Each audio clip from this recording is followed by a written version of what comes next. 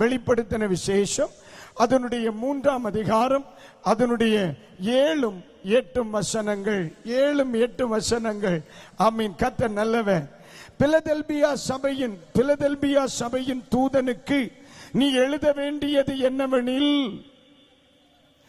ஆமீன், பரிசுத்தம் உள்ளவரும் சத்தியம் உள்ளவரும் தாவீதின் திறவுகோலை உடையவரும் ஒருவரும் பூட்டக்கூடாதபடி திறக்கிறவரும் ஒருவரும் திறக்க கூடாதபடிக்கு பூட்டுகிறவருமாய் இருக்கிறவர் சொல்லுகிறதாவது. அடுத்த வசனத்தை படிங்க. உன் கிரியைகளையும் அறிந்திருக்கிறேன், உன் கிரியைகளை அறிந்திருக்கிறேன்.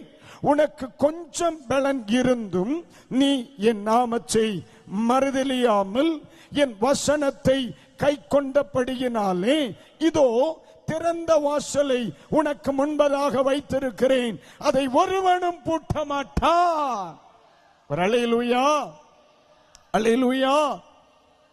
இந்த இடத்திலே வேதம் மிக தெளிவாய் சொல்லுகிறது. பிலதெல்பியா திருச்சபையை பார்த்து ஆண்டவர் மிக தெளிவாய் சொல்லுகிறார், பிள்ளைகளே, உங்களை நான் அறிந்திருக்கிறேன்.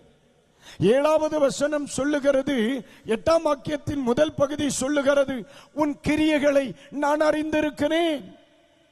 உன் சுபாவம் எனக்கு தெரியும், உன்னுடைய பலன் எனக்கு தெரியும், உன் பலகீனம் எனக்கு தெரியும், உன் குறைவுகள் எனக்கு தெரியும். இன்று ராத்திரி ஒன்று சொல்லுகிறேன், இந்த உலகத்திலே யாருக்கு நம்மை தெரிகிறதை விட நாம் ஆராதிக்கிற இயேசுவுக்கு நம்மை தெரியும்.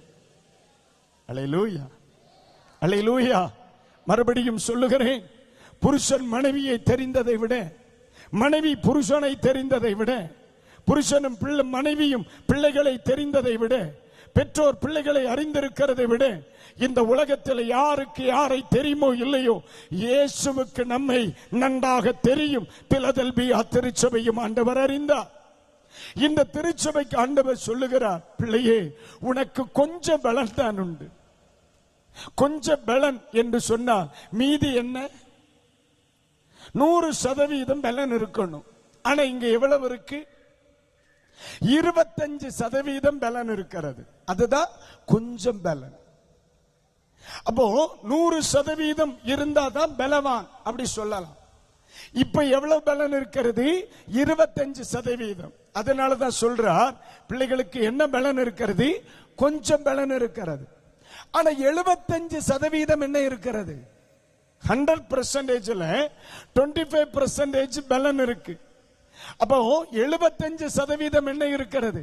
பலகீனம் இருக்கிறது. அதுவும் ஆண்டவருக்கு தெரியும். அதுதான் ஆண்டவர் சொல்லுகிறார், உனக்கு கொஞ்சம் பலன் இருக்கிறது. உண்மையா பார்த்தா நீ என்னைக்கோ மறுதலிச்சிருக்கணும். உண்மையா பார்த்தா நீ என்னைக்கோ ஆண்டவரை வேண்டான்னு சொல்லி இருக்கணும். உண்மையா பார்த்தா நீ என்னைக்கோ ஆண்டவரை விட்டுட்டு போயிருக்கணும். ஆனா இத்தனை வருஷமா எவ்வளவோ பிரச்சனைகளை வந்தும் எதிர்ப்புகள் வந்தும், ஐயா, உன்னை இயேசுவுக்கு நேராக நடத்தினவர்கள் இன்னைக்கு விசுவாசத்துக்குள்ள இல்ல. ஆனா நீங்க இன்னைக்கு விசுவாசத்தில் இருக்கிறீங்க. உங்களுக்கு வழிகாட்டியாக இருந்தவர்கள் இன்னைக்கு விசுவாசத்தில் இல்ல. ஆனா நீங்க விசுவாசத்தில் இருக்கிறீங்க. ஒரு ஆமென். உண்மையிலே சொல்றேன், நான் வேதாகம கல்லூரிக்குள்ள வரும் பொழுது என் கூட ஒரு மாணவர் செகண்ட் இயர்ல படிச்சா, நான் ஃபர்ஸ்ட் இயருக்குள்ள வரேன். அவருடைய ஜெபம் என்னை ரொம்ப ஈர்த்து கொண்டது. அவருடைய வேத தியானம் என்னை ரொம்ப ஈர்த்து கொண்டது. 2.5 மணி நேரம் ஜெபம் பண்ணுவார். காலையில உட்கார்ந்து 6 மணிக்கு உட்காருவார், 8:30 மணி வரைக்கும் ஜெபம் பண்ணுவார். அந்த மனுஷன் பைபிளை முழங்கால நின்று படிப்பார். நல்ல தெய்வீகமா பிரசங்கம் பண்ணுவார். நல்ல ஒரு தேவ மனுஷன். ஆனா அவரை பார்க்கும் பொழுது எனக்குள்ள ஒரு எண்ணம் வந்துச்சு, இருந்தா இவரை மாதிரி இருக்கணும், ஜோம் பண்ண இவரை மாதிரி ஜோம் பண்ணணும், வளர்ந்தா இவரை மாதிரி வளரணும், எனக்கு வரணும் இப்படி ஊழியத்துல அப்படின்னு நான் நினைச்சேன்ப்பா. ஆனா அவர் இன்னைக்கு ஊழியத்துல இல்ல, கிருபையா நான் ஊழியத்துல இருக்கேன். அல்லேலூயா. யாரை பார்த்து நம்ம இந்த விசுவாசத்துல யாரை பார்த்து இந்த தேவ அன்பில் யாரை பார்த்து தெய்வீகத்தில் வந்தமோ அவர்களில் பலரும் தடுமாறினார்கள்.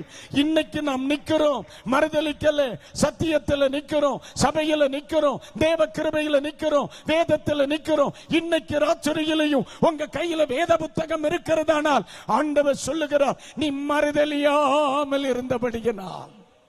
எஸ், அல்லேலூயா. யார் ஆண்டவரை பற்றிக் கொள்ளுகிறவன்? யார் ஆண்டவரை சார்ந்து கொண்டவர்கள்? யார் ஆண்டவரை சார்ந்து கொண்டவர்கள்? இடறி போகிற எத்தனை சூழ்நிலைகள் வந்தாலும் கடைசி வரையிலும் அவரை மறுதலியாமல் எவன் ஒருவன் கர்த்தரை பிடிச்சு தெய்வ கிருபையில் நிற்கிறானோ அவனுக்கு பைபிள் ஒரு பெயர் சொல்லுகிறது, அவன் தான் சார்ந்து கொண்டவன். அல்லேலூயா. எத்தனை பேர் இன்னைக்கு ராத்திரி தைரியமா சொல்ல முடியும், பசையா என்னை சார்ந்து கொள்ள கர்த்தர் உதவி செய்தார். அல்லேலூயா. புயல் அடித்தது, காற்று அடித்தது, எதிர்ப்புகள் வந்தது, எல்லாரும் சொன்னாங்க முடிஞ்சு இவன் வாழ்க்கை முடிஞ்சு, இவன் விசுவாசம் முடிஞ்சு, இவன் ஊழியம் முடிஞ்சு, இவன் தேவ கிருபை முடிஞ்சிச்சு. ஊரே சொல்லிச்சு, இனி பார்த்துக்க இவன் கோயிலுக்கு போக மாட்டான், இனி பார் இவன் ஆராதனைக்கு போக மாட்டான், இனி பார். ஆனா போன வாரத்தை விட இந்த வாரம் தான் வேகமா போறான். அல்லேலூயா, அல்லேலூயா. எந்த சூழ்நிலையும் அவர் அன்பினின்று என்னை பிரிக்காது காத்திடுவார். என்னை நம்பியவர் தந்த பொறுப்பதனை அவர் வரும் வரை காத்திடுவே. எத்தனை பேர் ஆமென்? அல்லேலூயா.